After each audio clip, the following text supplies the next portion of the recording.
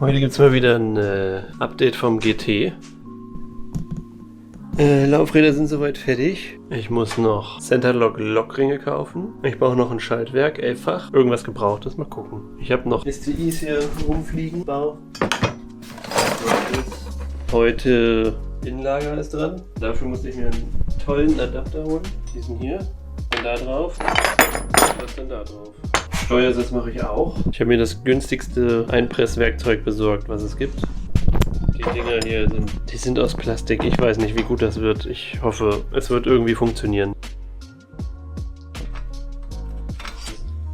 Hier so aus dem Adapter. Jetzt festmacht.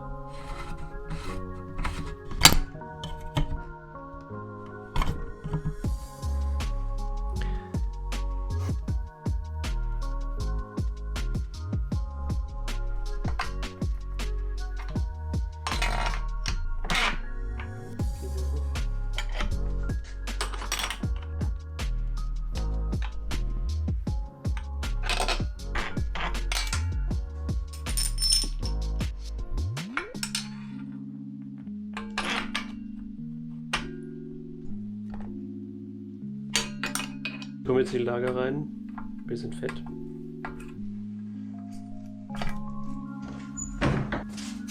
Der einzige Schlitzschraubendreher, den ich anscheinend besitze.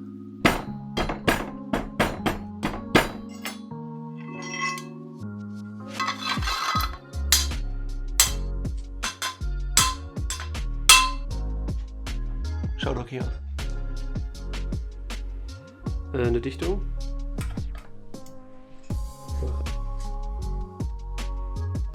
So ein Ring, ich blende den Namen des Dinges ein.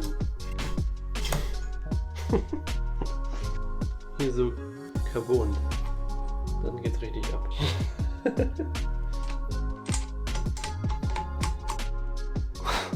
Das hässlichste, was ich je gebaut habe. Bis zum nächsten Mal.